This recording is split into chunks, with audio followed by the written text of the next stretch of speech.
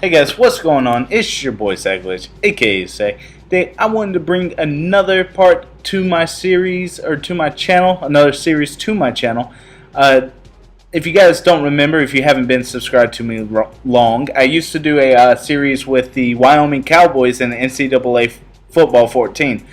And unfortunately, all my information was deleted, and I couldn't regain any of it. So I just kind of not broke down, but just kind of put little rips into my cell. So I just kind of went away with it. But guys, I enjoy football so much. I enjoy playing this game. This is one game that I could be playing 20 years from now and still be happy with it. And I wanted to do a Dynasty series with teams that were not good, maybe build up a program from where we were, and then make it into a huge dynasty. And I narrowed it down to 4 teams before choosing the team I'm going with right now. And the first team was Bowling Green, which has a 72 rank offense and a 75 rank defense, which isn't bad. They were 3-star prospect, 3-star program. And again, I didn't want to go anything above a 3-star. I kind of want to stick to a 1 or 2-star. Next thought would be Memphis, who had a, and they're in the American Conference.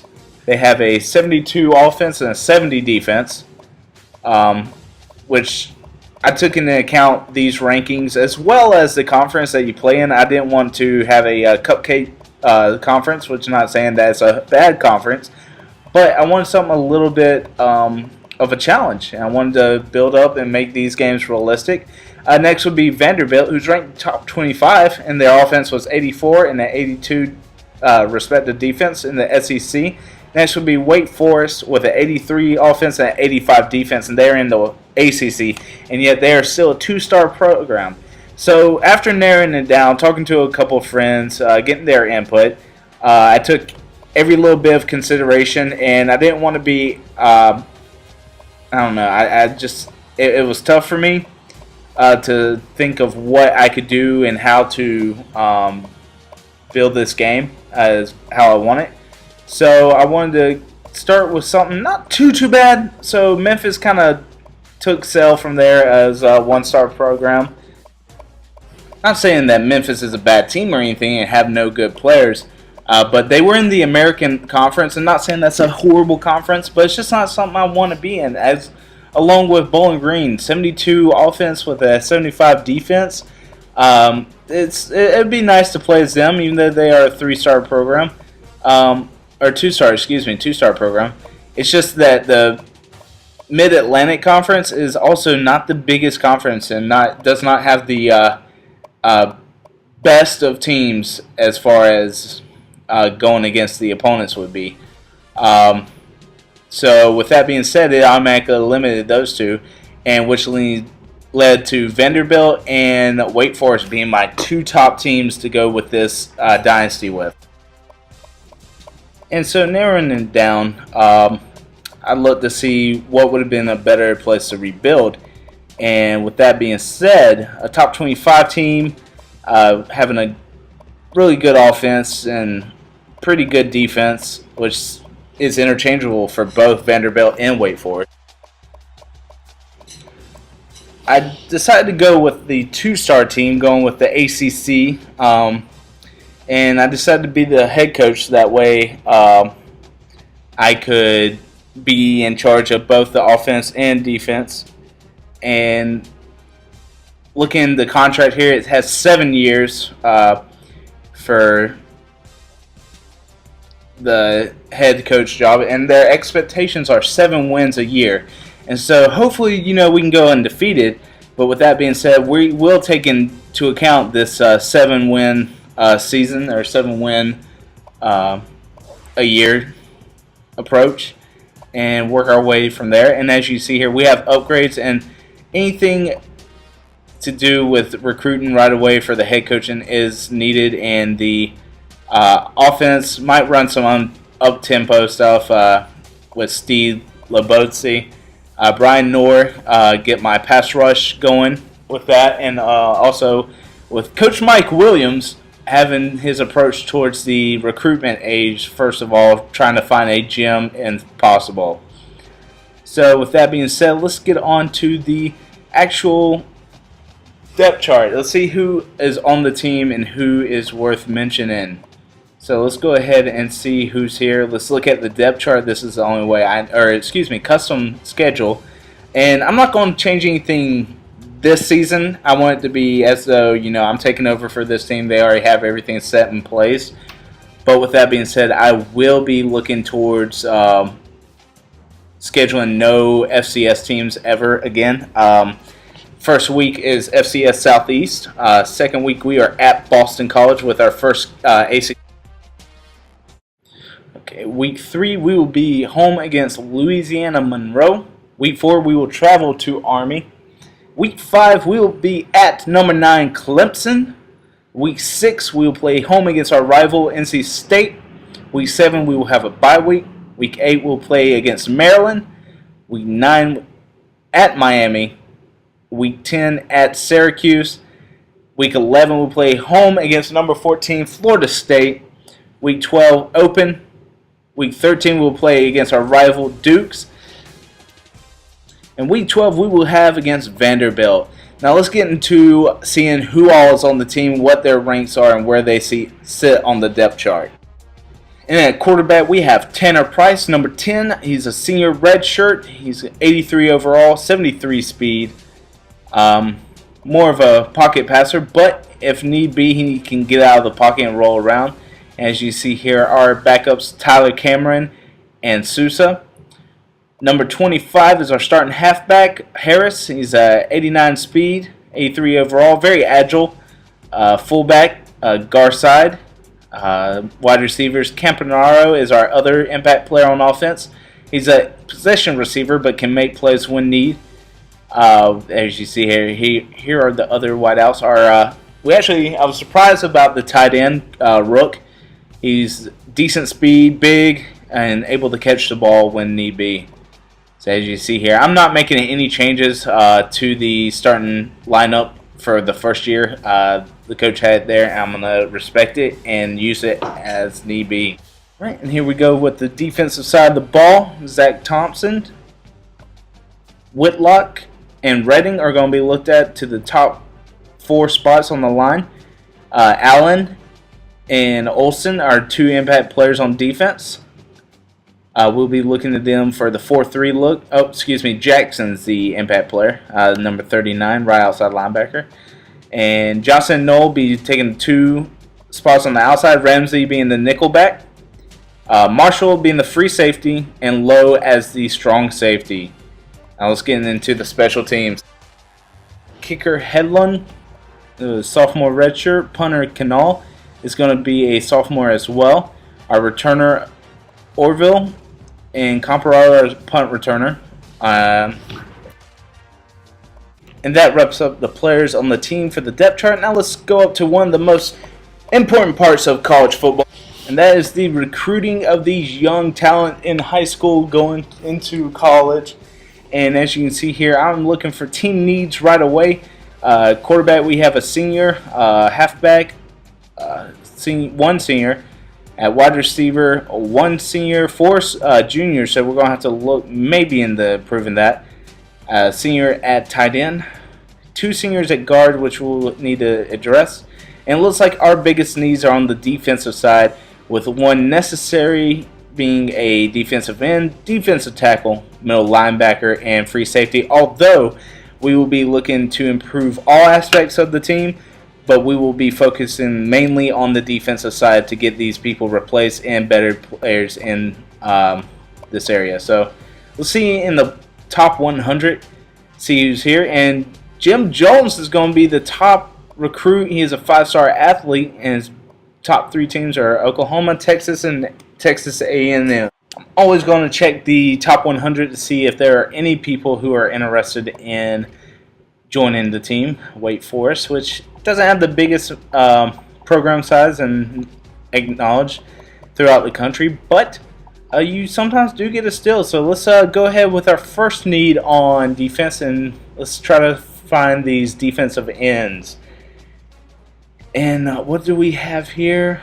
Sorry, guys. What I like to do is I like to see the caliber and the interest that they are in, and see where we stand. So, first off, that sticks with me is this 3-star Earns Hicks, who has us top overall.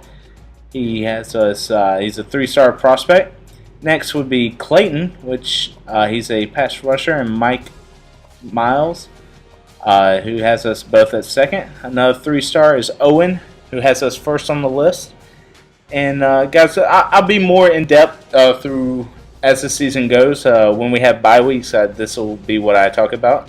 But just trying to get some recruits on the board, as you guys can see. Need a defensive tackle, and I'm gonna need I might need to indulge into some bigger things, but it's got a 3-star prospect. It has a second overall on their list on for top schools. So let's see middle linebacker, and we got 7 matches with this, which kind of excites me. We have a 3-star prospect, Balance, Freddie Williams, 3-star prospect, Grisby, and Mason and Mosby be added to the list. And as you can see here, I'm going to add Austin as well. He's a 2-star prospect as his first overall on this list.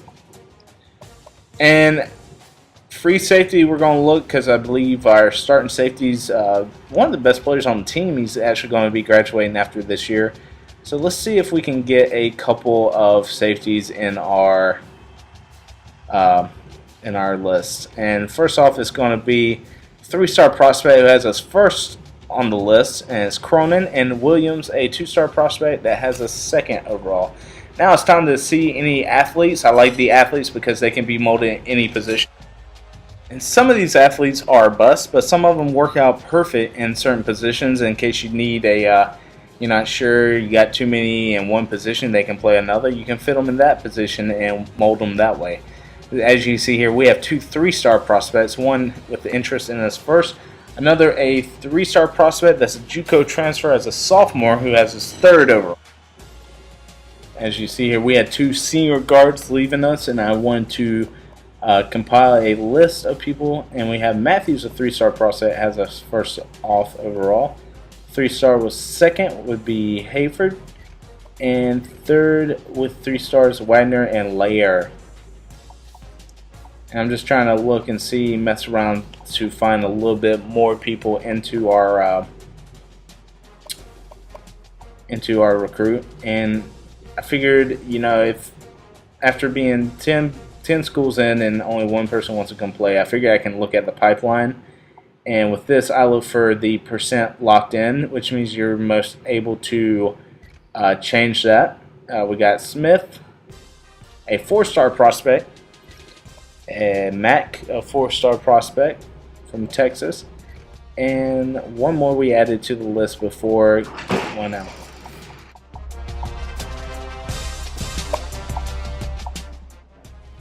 So right now we are going to look at the tight end and wide receiver position, try to figure out if we can get some more recruits in, and then take a look at their ratings after we recruit and see if we can get anybody that we'd like.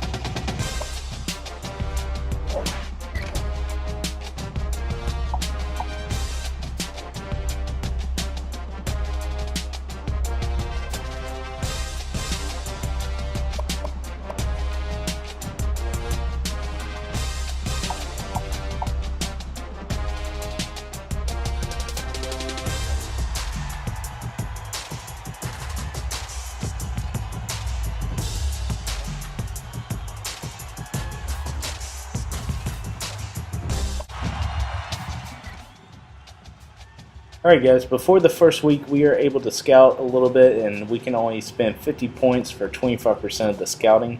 So let's go ahead and mark off the guys that we need necessary, and then spend our points well throughout the rest of the day. And as you guys can watch, I will show the prospect positions as well as the scouting that I get to.